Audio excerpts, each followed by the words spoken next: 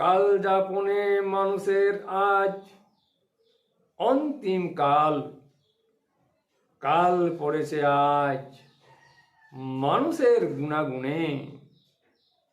গুণ বলে আজ নির্গুণ যত ঘটেছে মন গুণে।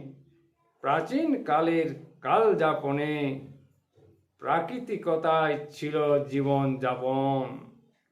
কৃত্রিমতায় আজকে জীবন, কাল যাপনের কাল আজকে হলো রোগের কাল, বুদ্ধিমানের কাল। অকাল হলো মানব জীবন, রোগকে নিয়ে কাল। কাল যাপনে আজকে মানুষ নিজেই হলো কাল।